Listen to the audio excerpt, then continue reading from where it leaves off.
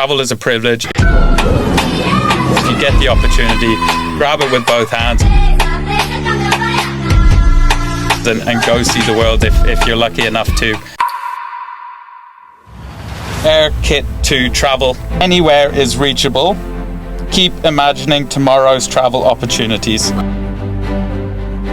Life is short. I don't want to have any regrets. I'm incredibly passionate about travel.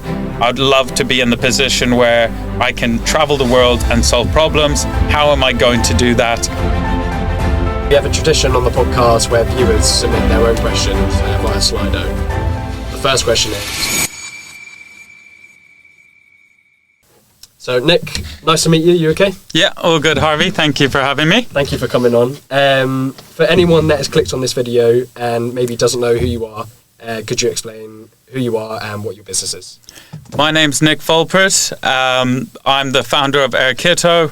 Air Kitto is a travel wear brand. We're trying to make travel easier through innovative designs. Right, okay, cool. And why travel wear specifically? What gap in the market are you trying to solve, do you think? Why travel wear? I think my dad's advice has always been identify a problem that you have in your life and come up with a solution. Right, okay. So I've been very fortunate that I grew up in South Africa. When I was 6 years old, I moved to Germany. When I was 8, I moved to Ireland, to Dublin. And when I was 16, I moved to Jersey Channel Islands. Then at 18, I went to the University of Nottingham, did a economics and Mandarin course. And my second year of university meant that I spent a year living in China. Wow. So when I graduated, I'd lived in 7 different countries, different cultures, and I moved down to London to start working in finance. Yeah. I've been really fortunate now, and a lot of it is because of my parents. They are avid travelers. They'd backpacked and really lived quite a cool life before they had 3 children around Asia and South America and Europe. Wow. They really inspired me to go see the world, but they also took us around Europe. When I was 10 years old, they took us out of school for 6 months. My dad was European manager for Dell, and it meant he had to be in different cities. Before that, it meant Monday to Friday, Dad was away, missing sports games, missing life events, really. Yeah. And he thought, you know what, the kids are young enough at 10, 8 and 6 where we can take them out of school for a couple months, should be fine. And we'll go around Europe in this. He bought a big RV, and that was incredible because by the age of 10, I'd had already been to 25 countries. Wow. So it was kind of thrust upon me. So the love of traveling has always been there. And as I started to travel more, I started to identify problems that I had with traveling. So by targeting those problems and over time thinking of how I could try, I guess, take some of the anxiety out. That's why I started to focus on travel wear. I think if you identify a problem and then you're really, really passionate about the problem, you kind of have the perseverance to, carry on. Okay. And what was your favourite place you travelled to, do you think? I would be biased and say I think South Africa is an amazing country. Yeah. Cape Town is one of my favourite cities in the world, but Tanzania, Brazil, Australia. There's lots. I've been to 85 countries now, and I would say I don't have one bad country. There's nothing out of them that I'd say don't visit. Every country has strengths and flaws. Yeah. Okay. Yeah. And how did you come up with the name of your business, and what does it represent? So the name was actually Rocker, and Rocker was an elephant in Kenya that my grandmother and I adopted a couple years ago. And we would just sponsor every year a small fee, and we'd get photos and hand-drawn paintings and things. So I called it Rocker Travel, thinking, right, cool, short, easy. Yeah. About 3 months in, I got a cease and desist, and I was threatened to be sued from a company that did something completely different, but in the same apparel space. And it was a lawyer who just kept phoning me, and I said, okay, whatever, it's not similar, it's different, but back to the drawing board. And I was sitting, it was a tough time because it probably cost me around £1,000 of that whole mistake. And I'm sure we'll get onto it later, but startups, you make lots of mistakes. So with Air Kitto, I was sitting at home at my parents' house and thinking, I need a new name. Yeah. And Kitto is my grandmother's surname on my dad's side, and Kitto's her name. She sadly passed from cancer when I was 1 year old, and I've kind of used her legacy as a reminder to myself that life's unfair, life's short, and it's incredibly precious. So the sort of ethos behind Air Kitto is to go and explore whilst you can. Like, travel is a privilege. If you get the opportunity, grab it with both hands and go see the world if you're lucky enough to. It could just be getting out of your local town and going to a bigger city. It could be crossing the channel to France for the first time, or it could be going to Antarctica. And so it's also with Air Kitto, it's all revolves around travel. So it's nice that it's Air Kit to travel. Right. And we've made it Air Kit to travel easier. Yeah. Also, it's an acronym, which I've this is me and my marketing brain, saying anywhere is reachable. Keep imagining tomorrow's travel opportunities. Wow. And I think that kind of captivates it in a way. Kitto is a Cornish surname, comes from Christopher, the patron saint of travel, as well as Kitto. They went from Cornwall to Cork. You can kind of hear the Irish twang to Cape Town, where there's also a bit of a South African. So Kitto is kind of my roots. I've got 4 grandparents born in 4 different countries. I'm a bit of a mix of cultures, and Kitto kind of incorporates the English, the Irish, and the South African all in one. So that's awesome. Yeah. And can you walk us through your journey before Air Kitto, and what were you doing and how did it shape you, do you think? I think the starting point was probably, as I mentioned, just living in different countries. Yeah. That had a huge impact.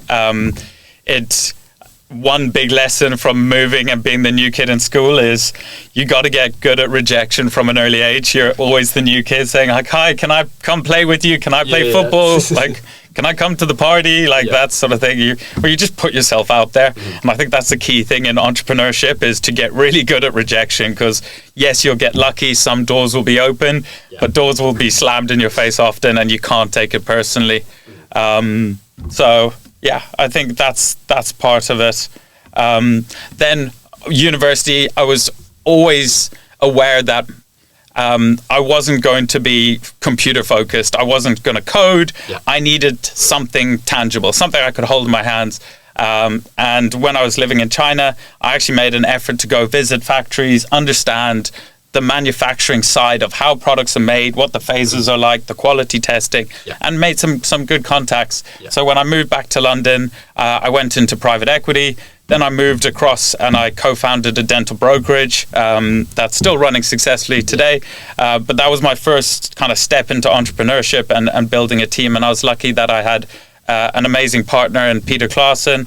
He owned a few dental practices and he said, Nick, I want to expand. And I think there's a middle ground here where we can basically broker dental practices.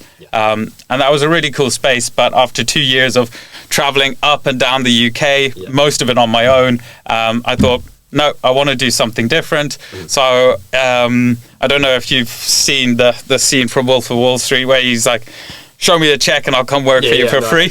Yeah. I asked one person, do you know anyone in the sports industry? They said, talk to this person, this person, this person, this person. Yeah. A lot of expensive coffees later, I said to a gentleman by the name of Christian Apt, I said, listen, I founded this brokerage. It's going well. This is what I'm good at. But if there's any chance, can you give me 3 months? And I would love to come work for you for free. Wow. He said, Nick, love your enthusiasm. I appreciate it, but you can't work for free because that's illegal. But I'll give you a minimum wage and you get a 3-month trial. So I went and started working at CSM, huge agency, 300 people. And I was, just doing anything I could, be it, I won't name drop some of the big athletes, but sending them shoes, booking them restaurants. There's a famous rugby player who I organised his entire honeymoon. Don't think his wife will ever know that, but it was me phoning, can we get champagne to this? Can we do that? Wow. And then I started to grow, and there were a bit of appreciation for all of the things I was doing, and I moved on to being able to start signing my own clients. And I thought, oh, this is a dream job. I'm using my sales and marketing skills. I'm always around people, getting access to quite cool events. And I thought, geez, does it get better than this? And then COVID hit. And that was a very strange time in the sports world, where I was going into the office and everyone was like, this will be over in 2 weeks. Like, this is going to be like, it's a little flu. Don't need to worry. About a month in, they were like, we need to now worry. And I was like, what does this mean for me? And unfortunately, it meant anyone who had been there under the 2-year mark under UK law was basically made redundant. Oh, wow. And that was a strange time where I was then made redundant, came back to Jersey, and it wasn't a great time for people hiring and new jobs. And I was I just found this dream job at the time that I thought, and I'd made progress. I'd been there about a year and a half, and I felt like I was very much back to square one. I'd worked in different industries, but no real vision. After that, I said to myself, Nick, you got to find something that's future-proof in a way, and I got lucky to work for an amazing company, a Finnish cybersecurity company called Hoxhunt, and they were gamifying phishing emails. And it was just an incredible culture. I think there were 50 employees at the time. They're now on, I'd say, 150, 200. They're growing tremendously. And that was my step into sort of the cyber world. And from there, I was kind of poached to move into e-com. And I worked for a few different e-com startups. And that's really helped me learn how, when you're starting a business, there are so many cool tools out there. Like Shopify is brilliant, and that started as a little tool. Then you've got Klaviyo and SMS marketing, WhatsApp marketing. There's all these tools that I suddenly became aware of. Unfortunately, I'm not at the size where I can actually implement all of them just yet. But as I grow a team, it's quite cool how much, especially with AI now coming in and video editing, just to be really aware of what you can do and things. So that was the journey. And then I got to the point where my 30th birthday was looming, and it was probably a moment of where I was like, life is short. I don't want to have any regrets. I've always wanted to start a business. I'm incredibly passionate about travel. I'd love to be in the position where I can travel the world and solve problems. How am I going to do that? It's going to be through innovative designs. And I started to identify what are the areas of travel that I don't like. For example, last year, February, I was on a flight. I'd been visiting my grandmother, and I was flying from Johannesburg to Paris. I was stuck in the middle seat. It's a 12-hour flight, and I was looking around, and everyone had I was on British Airways, had the BA blankets over their heads. So I was like, right, if everyone else is doing that, then maybe I should I should do that. Like it had been a few hours into the flight, and I was like, I'm tired, I'm in the middle seat, I'm uncomfortable, I just want to sleep. So I shoved the blanket over my head, and I was like, I can't breathe, this is not better. And I remember the videos in my library, but I took out my phone and I just made the statement that it's 2025, there has to be a better way to travel. And that stuck with me, that when I got off the plane, I started sketching a different sort of hood types and designs. And as you can see, what I'm wearing here, this blockout hood, listeners can't see, but anyone watching, it covers my eyes, not my airways. I put an inbuilt detachable neck pillow, so your neck never switches to each side. It's weighted at 330 GSM for the aeroplane, so it's 100% cotton, ready for the plane. And a nice little feature I have is my passport's always there, so when you're rushing through, you've always got it. And that was one of the experiences that I had that really sort of shaped the product and the inspiration. And every single thing, the cap came from a mugging attempt in Zambia, where I had a one of those over-the-shoulder bags you see all over social media. As I hope Air Kitto will never release a bag, because yes, they can be brilliant. But if you're in a dodgy situation, I feel like it's saying, hey, look, my valuables are all here. Yeah. And they've gotten much better at putting steel wires and preventing. I had a cheap one that I walked out of a bar. I was with 2 English guys and a Norwegian girl. We were about 3 minutes from the hotel. It was in Zambia at past midnight. And we thought, there's 4 of us. 2 minutes, fine. Yeah. As we were walking down the road, I remembered the 2 English guys being behind. And this is not a long time ago. This is last year. Wow. The 2 English guys just screamed, "Run, run, run!" And I hadn't got my glasses on. I turned around and I was like, "What? Why are we running? What's happening?" Yeah. And then I heard the Norwegian girl scream. And at that point, I saw him, and this man swung with a blunt machete, cut my shoulder, grabbed the bag, and I don't know. Being honest, I'd had 1 or 2 beers, so there was more sort of foolishness than bravery. But I grabbed the bag and I got in this sort of tug of war with him, and I was like, "Give me the bag!" And he was trying to swing the knife again. I pulled down, and thank goodness, guardian angel or whoever up there was a lady driving full beams and started hooting. As soon as she started hooting, he didn't know who it was. He ran off, and it was a real sort of.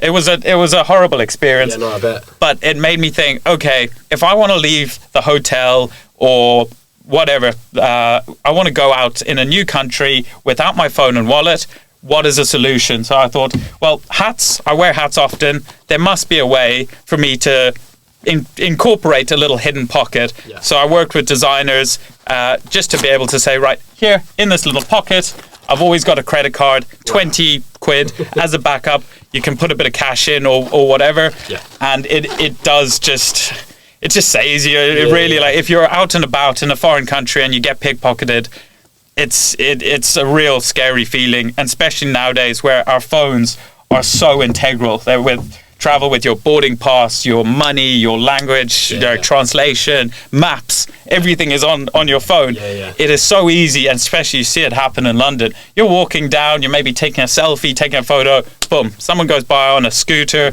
and then you're stuck.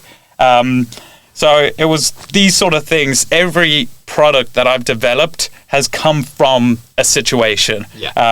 That is probably the most traumatic. With my stuffable neck pillow here, that was just more embarrassing. Where I was flying to Spain, my bag fit in the EasyJet, no problem, fit it in. And then on the flight back, I'd bought some like little presents for mum and dad and my sisters. Please, sir, put your bag in. It doesn't fit, and I'm holding up the queue. My friend's filming, laughing at me, being like, just get the bag in. I'm like, it's not fitting. And I was like, right, I really want something that can basically just make it a bit easier if I bought too much things. So this is just super soft, and with this I've gone through 7 or 8 different materials. Every single product has had the iteration after iteration, and it takes time. It takes weeks of shipping. Change this, please, little details. But it's a really soft neck pillow that you can put a coat in, or even a hoodie, or I've even put a backpack in.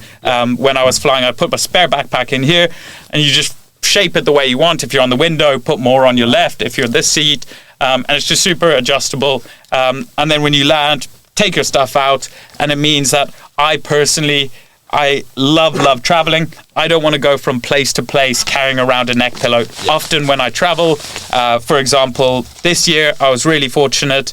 I went away for 6 weeks, and I went for New Year's Eve, 30th of December, I landed in Sri Lanka.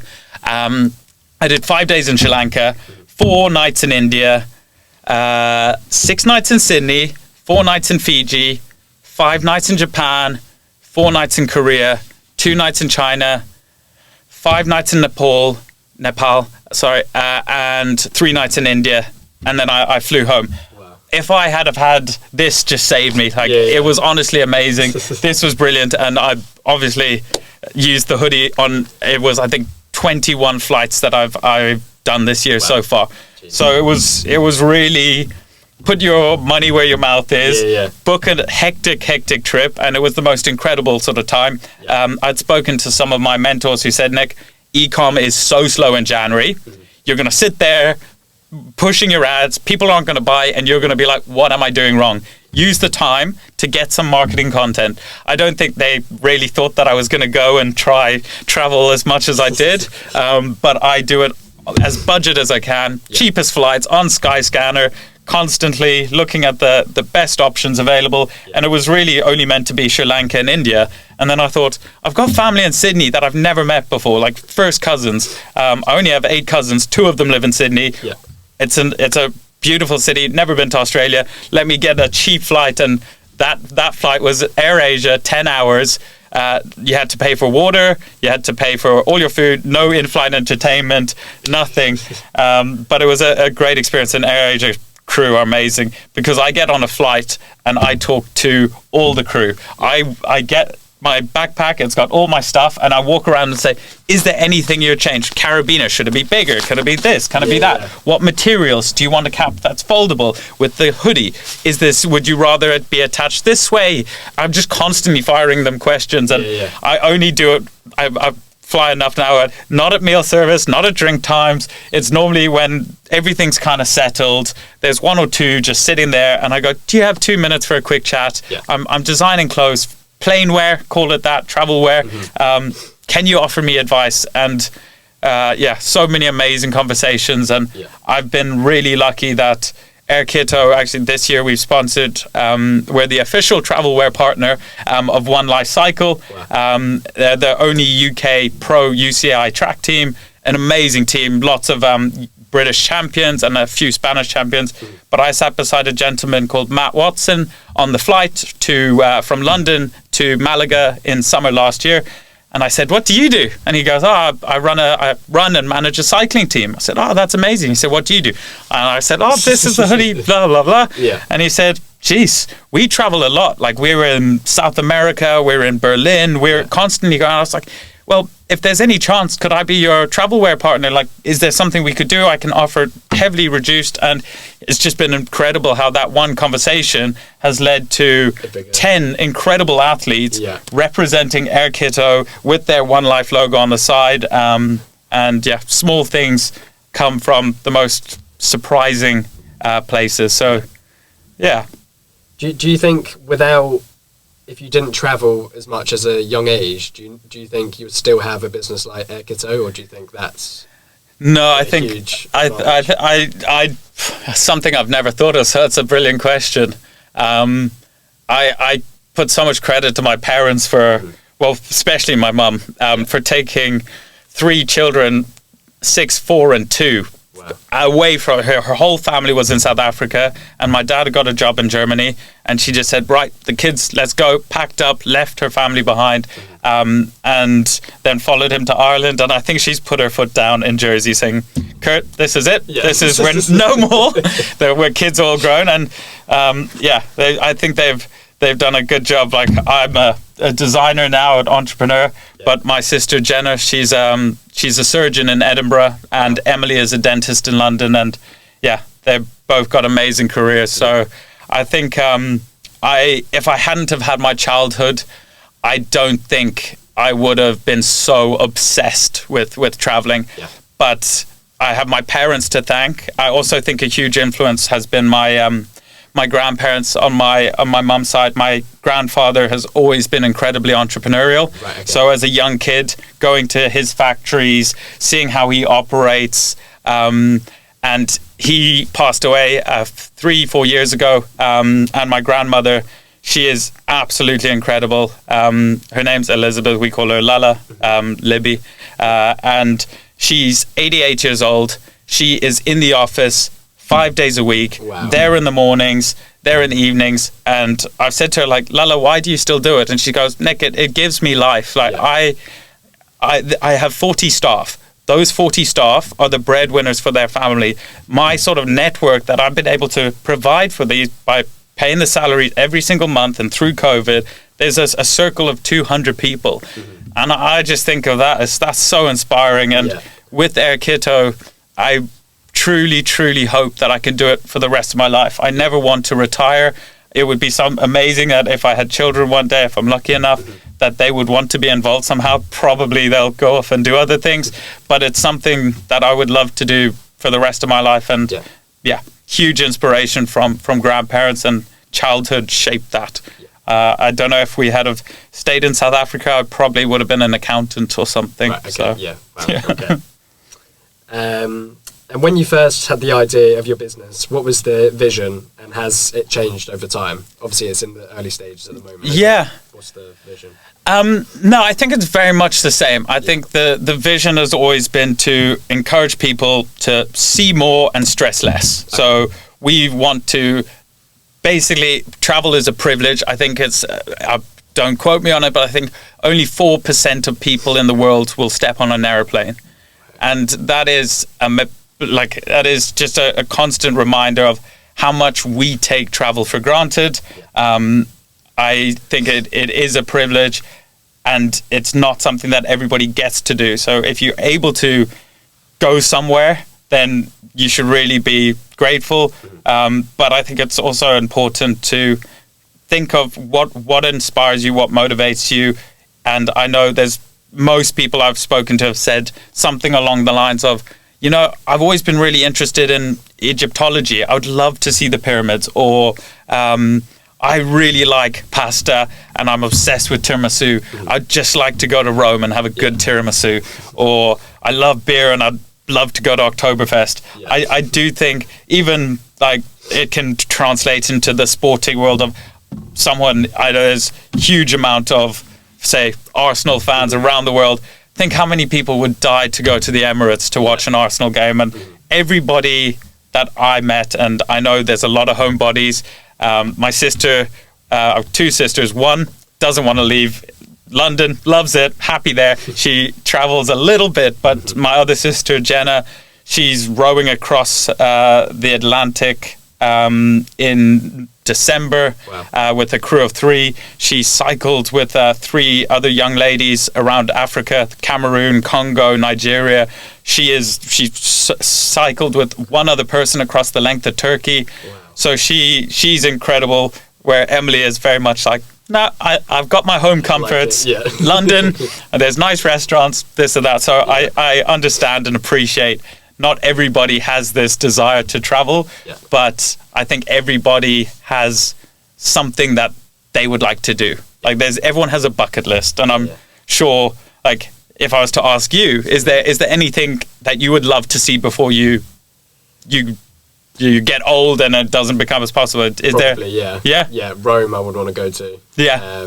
See the Colosseum, the ruins. Brazil, I want to go to, just because of like football. I've seen all on social media. But there's probably loads of places that I want to go to. Yeah. I'm going 27th of May. I'm flying to Rio de Janeiro. I'll be in Brazil for probably about a month. So it'll be really, really cool. And I'll have to get you a Brazil shirt or bring you back something. Yeah.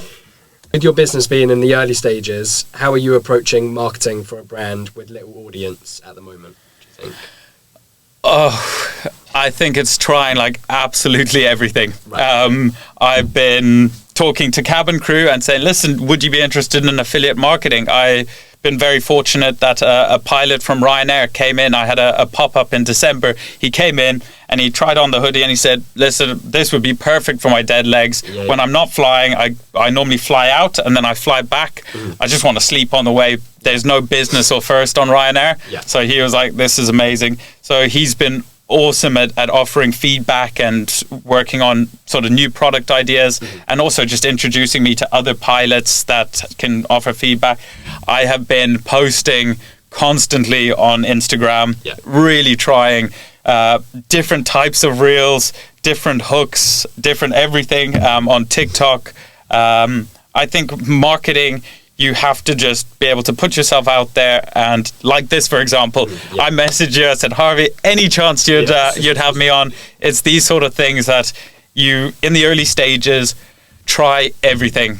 All types of social media, all types of press. I was really lucky that the JEP came into the pop-up and they did a really wonderful article, and that was a privilege to be on, and they did a double-page spread. I'm also sending a lot of messages out now to other travel websites and travel magazines and just saying, is there any chance I can just talk about Air Kitto? I think you just have to always be on and always asking people, is there a chance that you'll give me a small platform? as I said earlier, like you'll get a ton of rejection, but you said yes, other people say yes, and you gotta be patient and accept that it's going to be hard. It's going to take a long time. You got to be strong-willed, and I'm very lucky that I've got a family around and friends who support me, and I think that makes a big difference. Yeah. Okay. And what kind of message or feeling do you want your customers to associate with your brand? I think it's about wearing the products and feeling comfortable and secure. That's our main aim, is to take the anxiety out of travel. So we've got the hoodie with the passport pocket, but even our t-shirts got the passport right there. That's something I've seen it so many times, and I've done it before, where you get to the airport and you do the passport dance. You're like, I had it here, I had it there. I've been in the situation, and the story behind the t-shirt is I was with a partner a few years ago, and she had never left Europe. And I said to her, "It's your birthday coming up. If you want to go anywhere, where would it be?" And she said, "Nick, I would love to go to New York." So I was on Skyscanner for the next few months, constantly setting alerts and trying to get a good price. And I found 2 return tickets to New York on British Airways. Amazing! This is the dream holiday.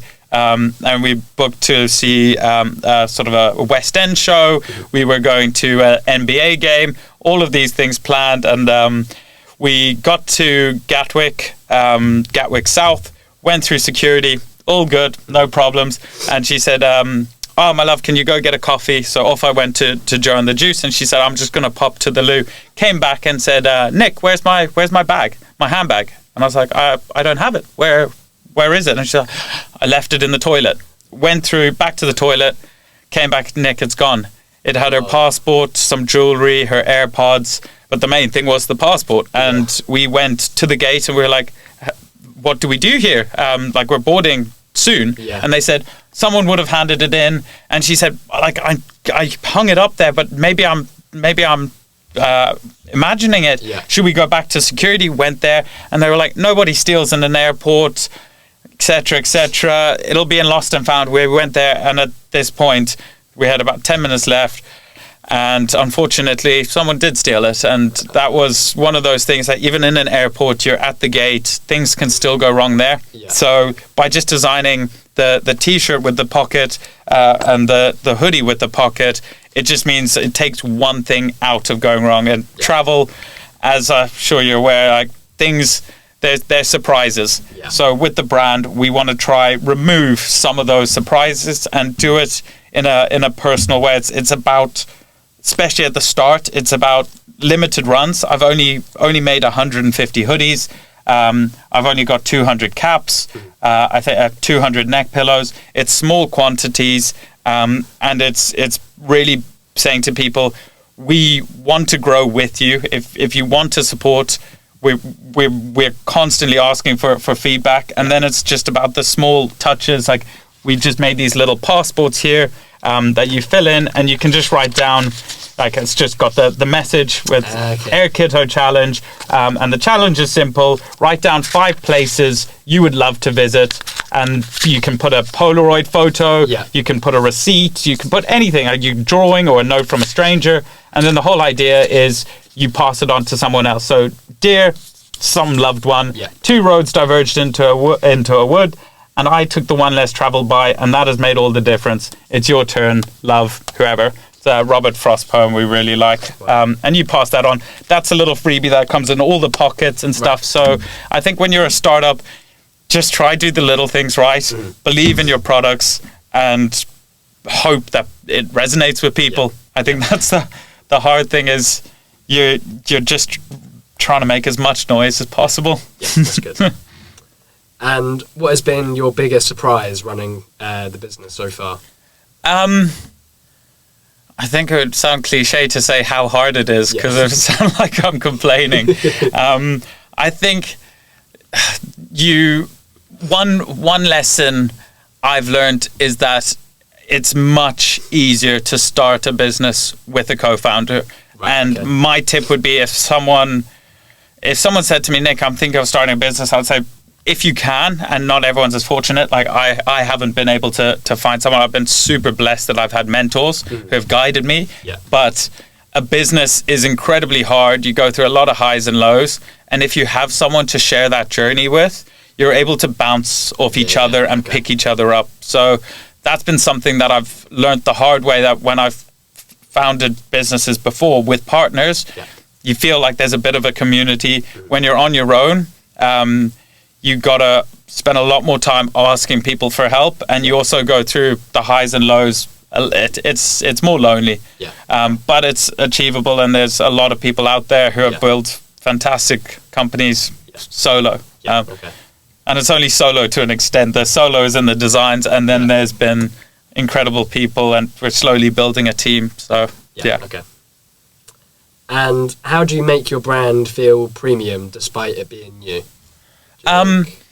I think it's one on the product. It's actually the quality. Like, we went through so many different types of cotton. I want people to put on the hoodie, feel the fleece hood, put their hands in the fleece pockets, and feel cozy and warm, and be like, this can make my trip better.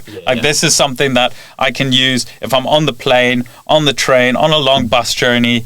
Traveling is incredible, but it also can be quite tiring, especially if you're getting a red-eye flight or you've got a long bus or something. So firstly is start with the products, make the products feel premium, test the materials, don't try take any shortcuts. Your products have to be what they say on the tin. And then I think the second part is just be incredibly responsive.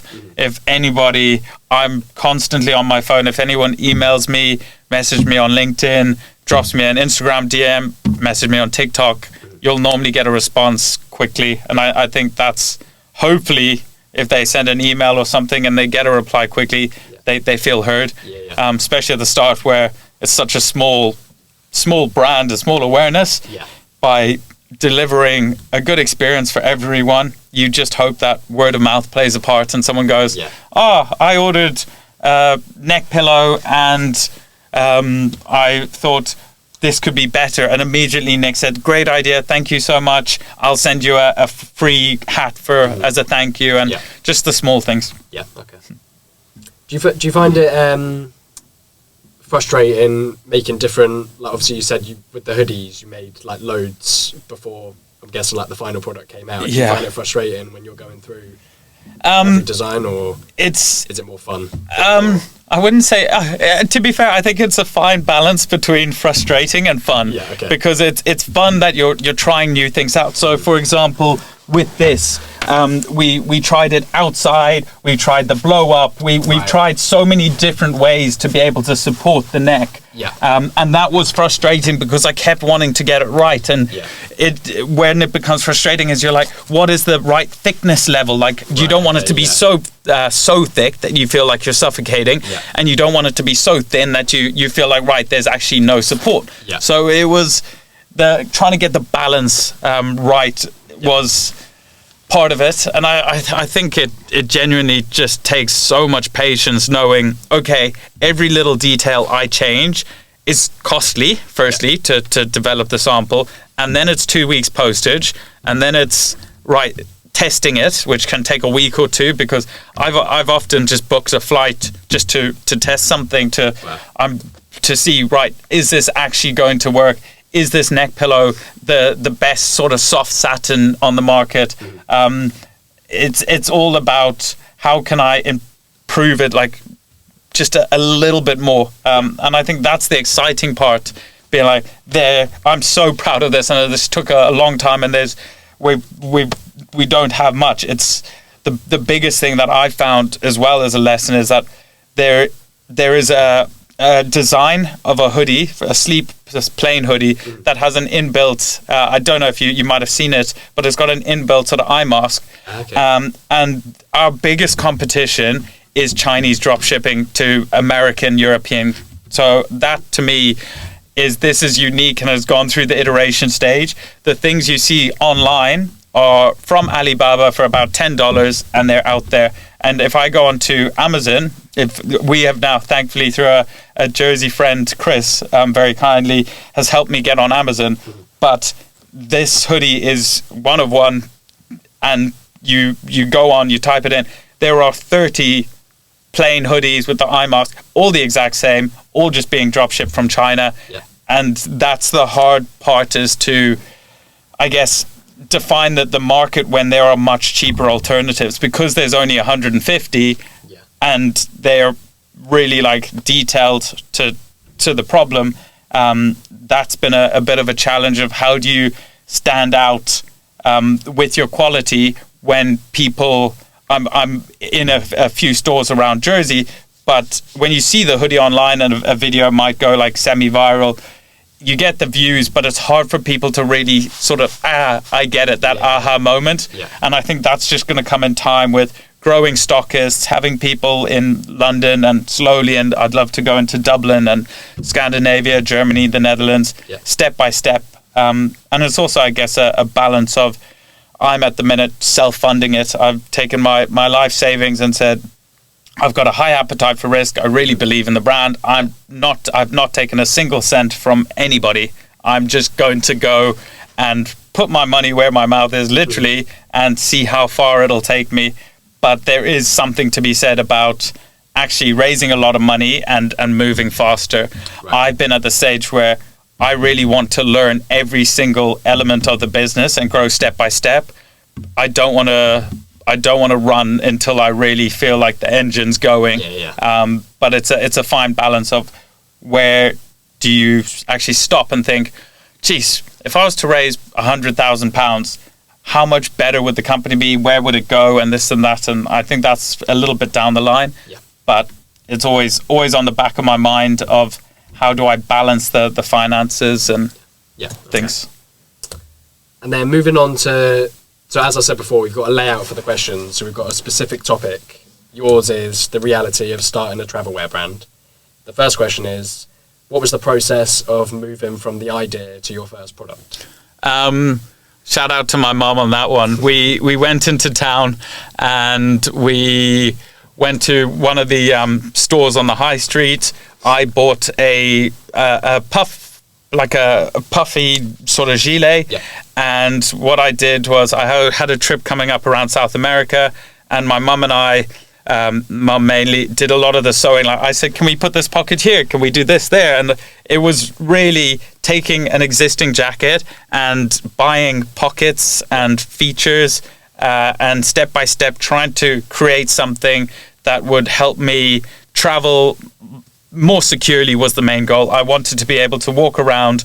I was going to Colombia, Mexico, Brazil, Peru, Argentina, and I really wanted something that was light, that I could fold up, but I could wear a t-shirt and have the gilet, and I could have my phone, wallet, passport where it wasn't visible. Right. So that was really my starting advice is find the problem. The problem is I needed something that was good in different environments and secure, and then find the cheapest way to make an MVP. Right. It's the same if you've got an idea to start an app or any type of business, make a viable product for as cheap as possible, test it and see, does it make life easier? Okay. If it does, then start to invest. And then from there, it was quite a difficult process when I'm saying, I want a neck pillow built in and it should be like this and that. And I'm dealing with manufacturers who are like, yeah, we don't do that. Yeah. So you're like, okay, do you know anyone who does? No. Okay, right, back to square one. Yeah. I think that's been one of the challenges of, even with the caps, I'm like, please put a pocket here and it has to be this. And they're like, oh, what about zips? And I'm like, no, zips can point. Like, I don't want it, I want it to feel seamless when you put it on. So if I put the cap on, I don't want you to be able to tell there's anything in there. It should just look like a normal cap. Yeah. Like, it should fit. I can't feel a credit card. Yeah. I can tap and pay. It's just handy. Yeah. But it's been having a timeline where you've got, I'd say, 6 months to 12 months to be able to absorb a lot of the cost, and constantly be looking to improve. Okay. And how are you balancing quality and costs at this very early stage of the business? The balance is difficult because the cost is incredibly expensive. Like for for example, I've ordered 150 of these hoodies. We are on Amazon at £79, and on my Shopify site, on my website, we're on at 79. People would say, well, 79, that's quite expensive. And I'd say, yeah, I'd love to do it cheaper, but the rules, fundamental rules in retail is a product should be 3 to 4x. Yeah. This is being probably too honest here. It's not even 2x. Right, okay. So the cost for me of getting the stock has been a huge risk, and it has been very expensive, but I'm seeing it as an investment of, you're looking for early adopters. You're looking for someone to say, I see it, that will help me sleep. I fly enough, or I take long bus journeys. I've even had customers say, I hate flying, so I drive everywhere, and I just want the hoodie to be able to sit in the car in the back and sleep. That's fine. Like it is designed for sleep and travel. So I think that's been a part of it, of saying, right, there's going to be a huge upfront cost, and I've just got to have faith that it'll resonate with people, and that they will understand that, okay, we're supporting early on so that as I grow, I can reduce the cost. If I was to order 1,000, suddenly I'd hope to be able to offer it at 60. But I can't do that if I can't sell them at 79 for the first 150, because it's very much move the first batch of stock, get a bit of capital, invest all of that money straight back into new stock, and then hopefully your order volumes go up, your costs go down, and the customer wins. But at the start, you got to hopefully be able to connect with a few customers. Okay.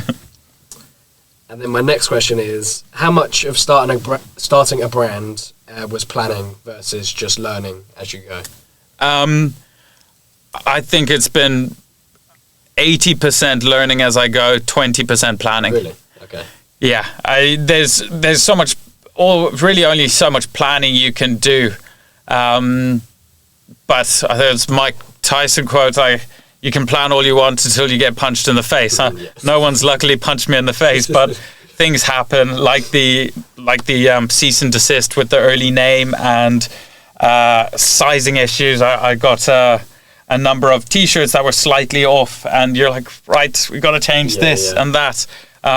So you plan as much as you can, but most of it is just learning to adapt and being resilient and being positive. I think that fits into, I have a really clear vision of where I want Air Kitto to be. I want it to be a globally recognized travel brand. And I think there's a number of different things we can do by having a really cool pilot ambassador program, where pilots are literally our brand ambassador saying, listen, we worked on the development, we use this, we fly all the time, it's our job.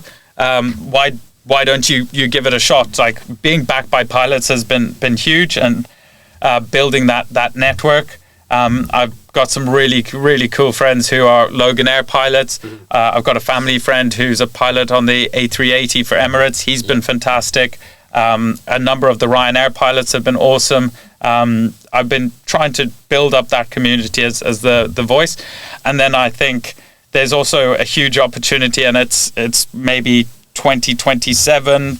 I'm not exactly sure on timelines, but I think having vending machines, an Air Kitto vending machine, where you're at the airport, either in the land side or air side, you can just go up and say, right, I'm about to check in for Ryanair or EasyJet, see the Air Kitto neck pillow, I don't want to carry one around, or I just need a bit of space, I'm just going to purchase it there.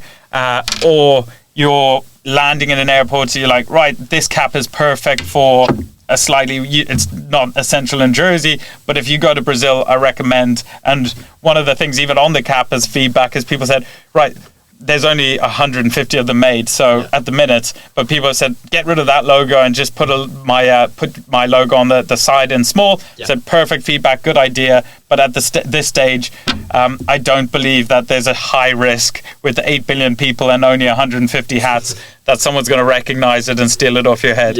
I would be truly over the moon if we get to the point where people are coming up thinking of stealing your hat.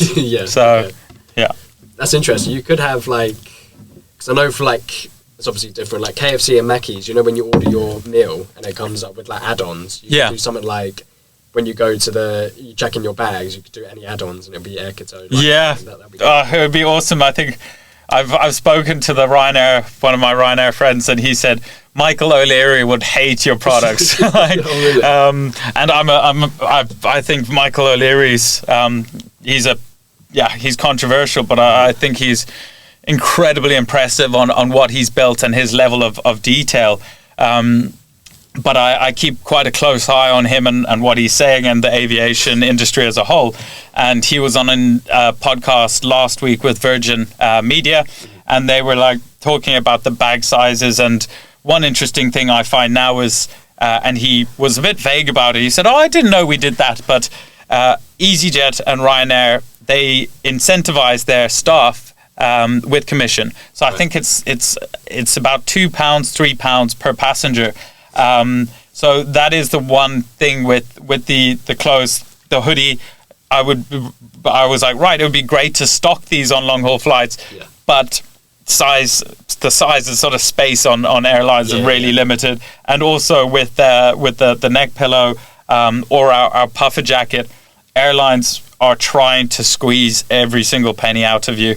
And I think I collab with Ryanair is probably not on my vision board. I'd be amazed. I'd love it to happen. But it would be really cool if you could go to check in and they say, well, it's going to be £45, or you can buy it for $19.99.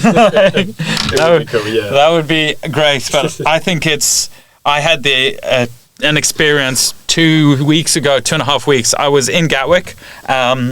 And I had my Air Kitto hoodie, and I had my puffer jacket, the Puff Adder. So I had a hoodie and a jacket on, and my bag was fit in the sizer. And I was like, right, through I go. And she said, sir, you need to put your jacket in your bag. And I was like, no, it's my jacket. And she said, no, sir, you can't have 2 layers. And I was like, no, you are allowed 2 layers. And she said, sir, it's in the rules. So I said, okay, no problem. I don't want to be argumentative, but rules are written down. So just show me where it's written that I'm not allowed to wear 2 layers, and then I will pay. She said, well, I can't, sir.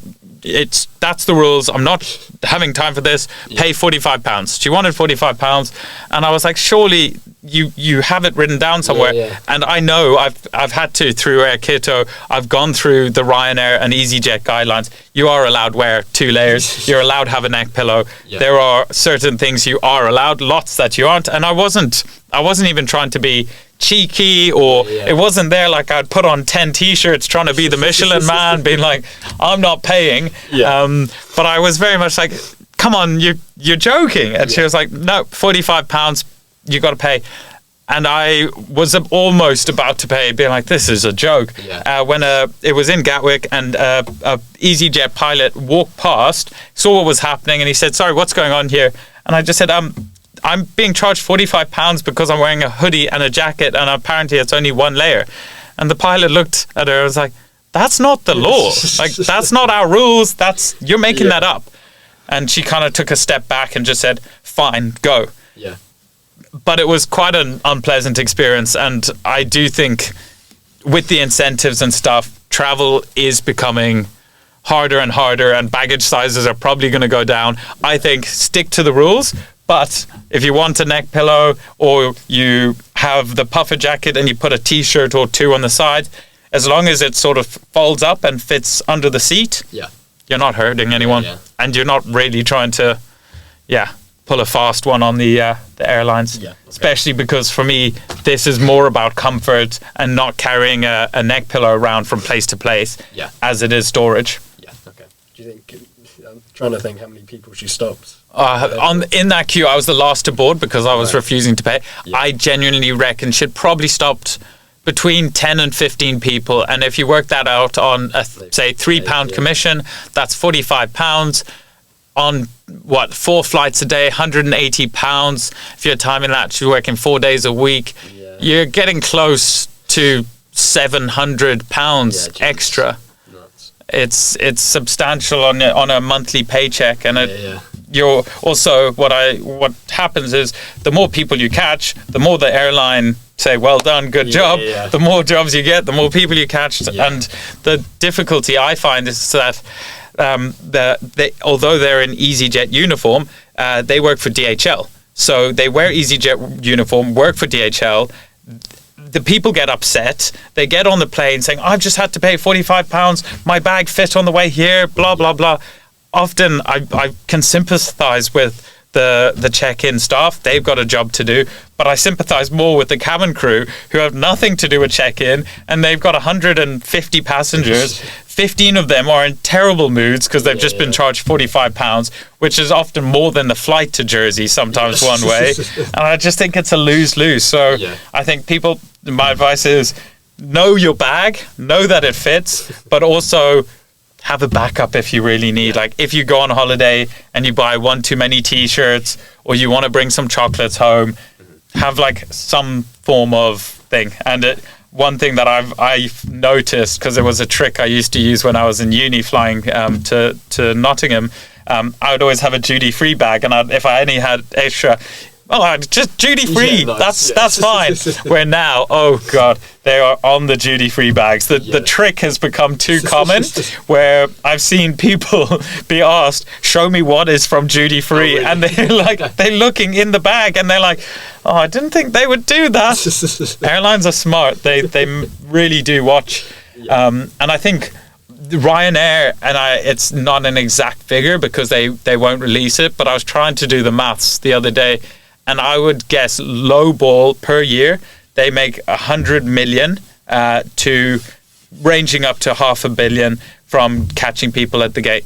Jeez. So it is substantial amounts of money. Yeah. And on the podcast, Michael O'Leary said, it's a tiny proportion. It's not tiny. No. It is not tiny. And then my next question is, what's the hardest part about starting a travel wear brand that most people don't see? I think the hardest part is getting good products. Like that's the constant iterations. It's a perseverance to say what you think would take 2 months takes 6 or 8. I think the most difficult thing is you're never where you want to be. You're always behind. Okay. And that alludes to my earlier point of if you have a co-founder, at least you're picking up the slack in different times. Also, what's great with a co-founder is my advice would be find someone with slightly different skill sets. Okay. In past businesses, I've had worked with people who don't want to be on camera, but they're incredible at the accounts, or they're incredible at product development, or it could be the website UX. Yeah. Like nobody, maybe there is, but I haven't met them. I don't believe anybody out there is perfect at everything. People have their strengths and their weaknesses. So I have some strengths, I've got a lot of weaknesses, and it's been about being brutally honest with myself and saying, it's not what do I enjoy, what do I not enjoy, it's about what am I really good at and what am I not so good at. To a degree, I can get through the things that I'm not good at, but it's also being aware of being able to say, I need help to move a lot faster in these areas. Yeah, okay, perfect. And then how do you stay motivated when progress is perhaps uncertain or slow? I think it's just the vision. I think it's having that end goal in mind. I really can't wait till the day that I get on an airplane and I see someone in a hoodie or someone with a neck pillow or a t-shirt or anything in Air Kitto. I think I won't say anything, but I think it'll be a quiet moment where I just I just smile and go, I made someone's journey slightly easier. That's good. And I think that being able to close your eyes and picture that, where you step on an EasyJet plane one day and someone in one of the rows is just leaned up against the window, hood down, catching a few Zs on a red eye, and I'll be able to say, that was worth all the pain and stress, and what if? So is this going to work? Will people like it? Will it connect? I think that's the end goal. And I think another part of it is, again, going back to Granny Annie and Kiddo, like life is so short. If you want to do something, do it. Don't put it off for later, because later may never come. So I think that's part of it. Is I've always wanted to start a business that solves a problem. I've always been so passionate about travel. I think there's lots of problems, and that's why it excites me, because I think there's more products and there's more development that I can do. So I think that's, if you need passion and perseverance, and if you enjoy it, like, is the journey tough? Yeah, absolutely. Would I change anything? No. Yeah, that's good. Okay. And then moving on for advice for others. If someone wants to start their own clothing brand today, what's the first step you'll tell them to take?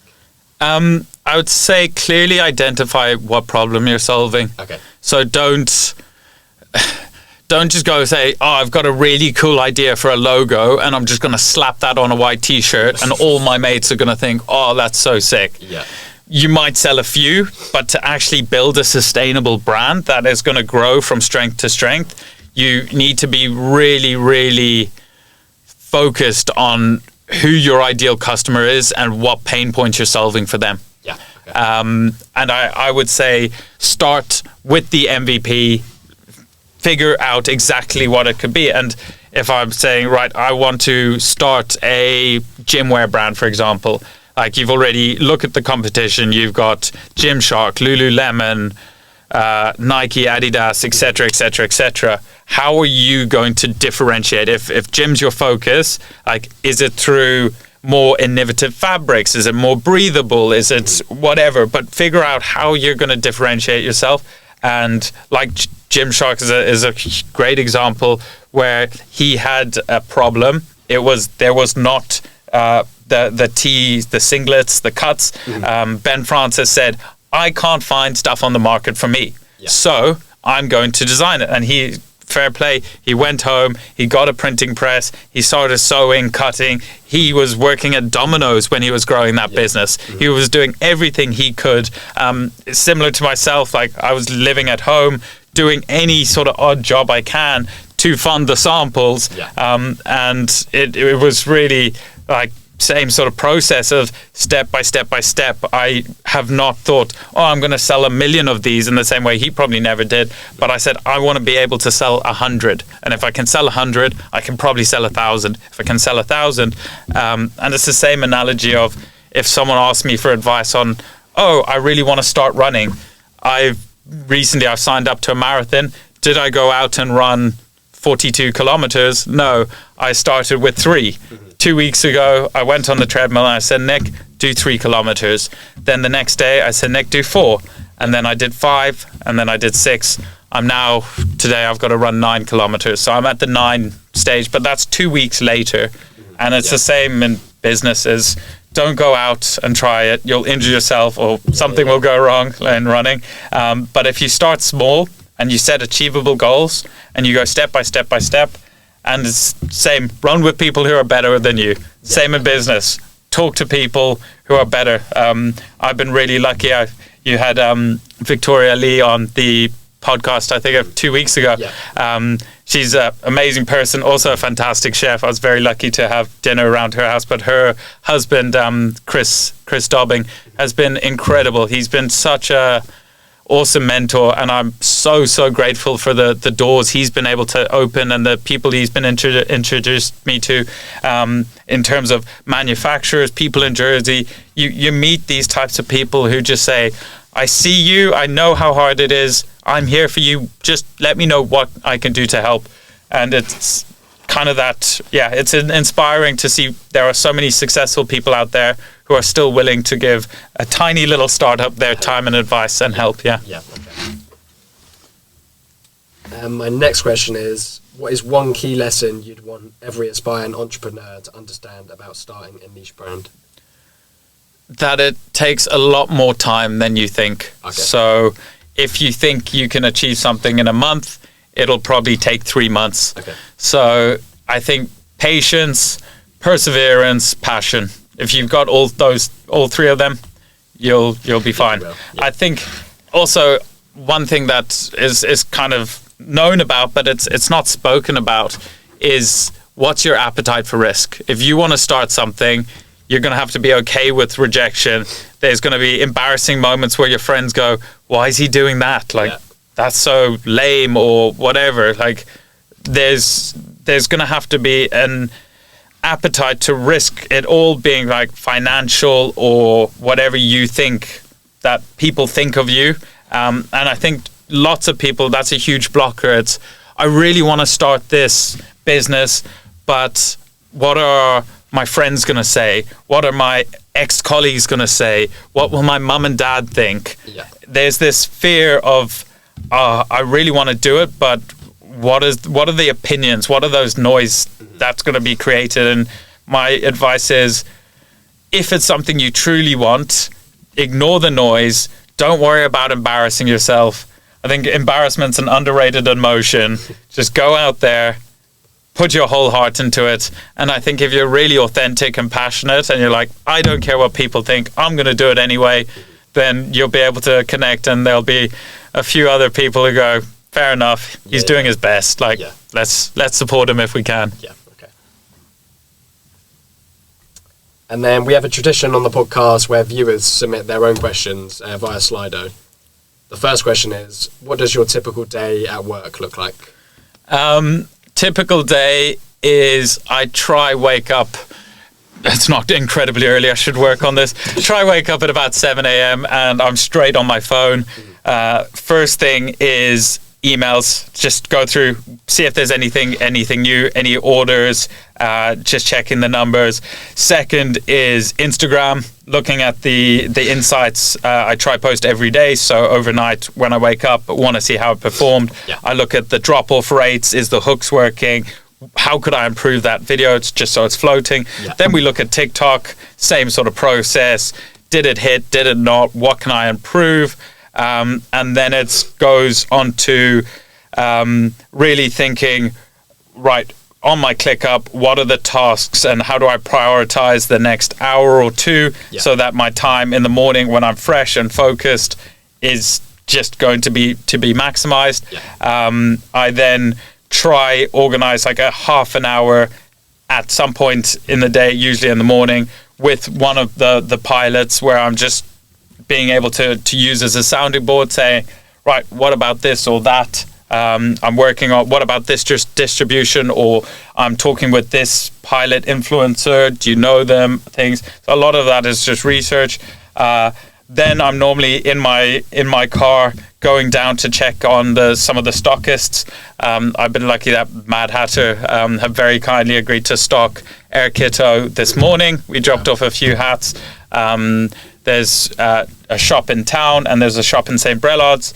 So I've tried, not every day, but I do like to at least once a week into each of them just pop up and say, how's sales been? Any feedback? Anything that I can do better? Then it's always 15 minutes sort of text, usually rather than a phone call, with my manufacturers. I'm constantly in the development phase.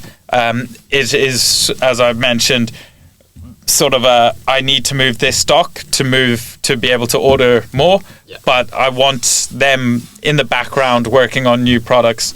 I've got 2 or 3 ideas that are now in the sample phases for new stuff.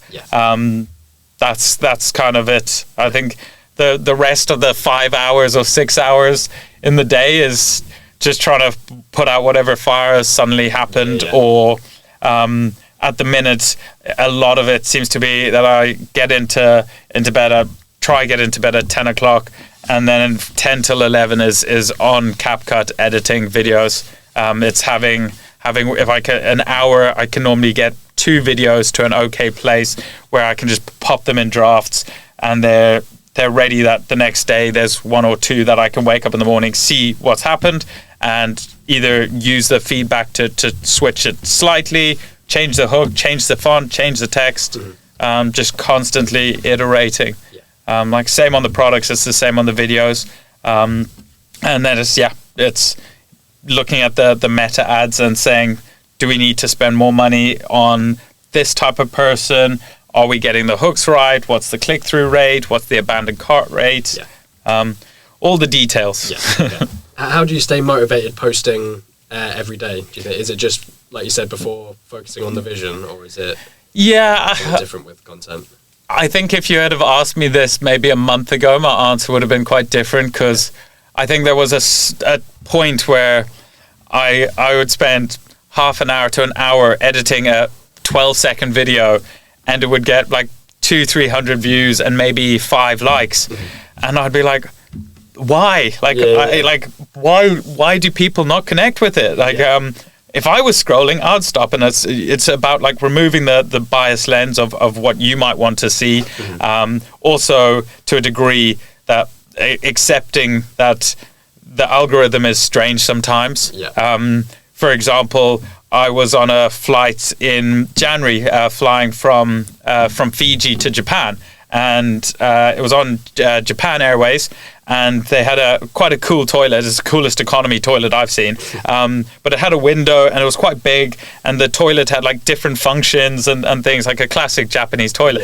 It was cool. It wasn't like wow, but I just did it. I thought, well, I'll just do a film. I walked down and pushed the toilet. I was like, just put a like Japan has the best economy toilets. Put it up. 150,000 views, 400 likes, and it did really well. And I was just like, so people want to see the toilet, but all the other, like, that's got more views than my last 50 videos. So I think a big part of it is just saying, I don't care. I'm as long as I think there's a good hook, there's value in the content, it is focused on the brand, it's on brand. I have to detach myself from if it gets 50 views, 500 views, 500,000, 5 million. Like, I have to say, I can't be personally attached to the reception, because otherwise, and I'm sure if you were to have influencers like or YouTubers, they would probably say the same thing, or that, yes, I care heavily about the engagement. It matters a lot to me. But I can't take it personally if a video doesn't perform well. I can't say, well, Nick, you didn't try hard enough. I can say there's some things I could have done better. All I can do is learn, twist what's working, try remove things that aren't working so well, and just be consistent. Each day, post something new, learn something new, and hopefully the following count grows step by step. But the algorithm is a cruel mistress. All you can do is be consistent and talk about the products, hope it relates, and keep everything on brand and to your core values, which is encouraging people to see more, stress less. That's it. Yeah, perfect. And then my last question from a viewer is, bought the hoodie and loved the fit and functionality. What are the plans to develop the range further? No, that's very sweet. Must have been one of 50 people out there in the world right now, because we're only just starting. Yes, I've constantly had. That's the nice thing. We've probably sold 50 of them at the minute, and hopefully going day by day by day. But one thing that we're working on is we've got a quarter zip here. I like it because I've spoken to an actual psychologist before. It's having your hands in your pocket, that sleep, the connection sort of feel. I really like. But when I've spoken to pilots specifically, they say, listen, it would make much more sense to be fully zipped, because when say you're in the middle seat, if you want to put it on or something, or you're just trying to breathe more breathable. So one thing is we're going to probably always have this one version, but we're also going to start implementing different color schemes. Also, one of the changes is you'll notice here on the back, if I was, say, to have long hair, which a lot of men and women do, the hair can sort of get in the way, so that if you've got too much hair, if you're too puffy, then the block out function doesn't work.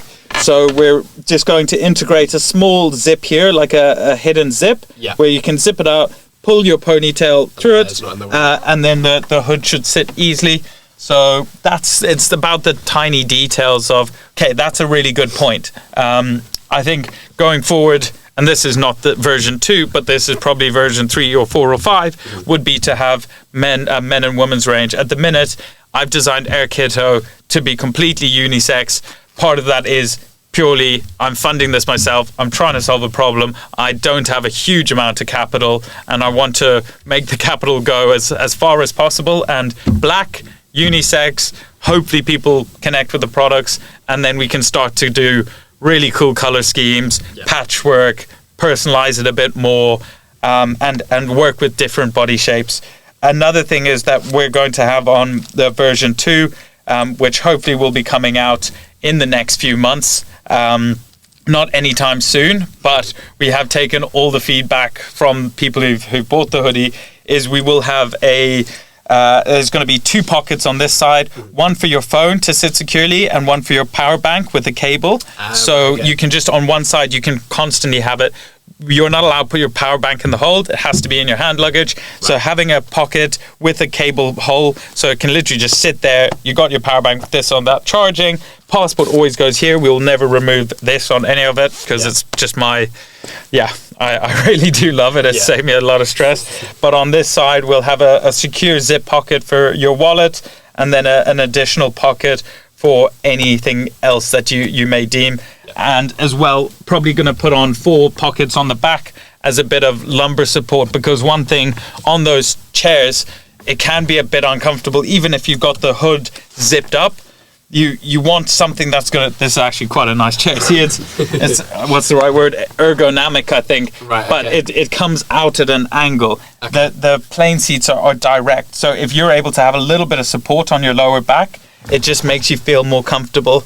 So even thinking of how your back is positioned on the flight, how your hands sit, it's really the details to make sure when someone puts on the sleep hoodie, it is the most comfortable thing that they can just drift off and catch those needed Zs. Yeah, okay. And that's all my questions for you. Thank you. But thank you so much for coming on. I remember I think there's always been like a few phases of like you should start a clothing brand and stuff like that, and I don't think people really understand how you like talking to me today, how much time and how much effort actually goes into it, and so I found it really interesting. Thank you so much. I wouldn't discourage someone from starting if they're truly passionate and they think they're going to solve a problem. I'd say go for it. Yeah. Perfect. Thank you so much. Cheers. Thanks for your time.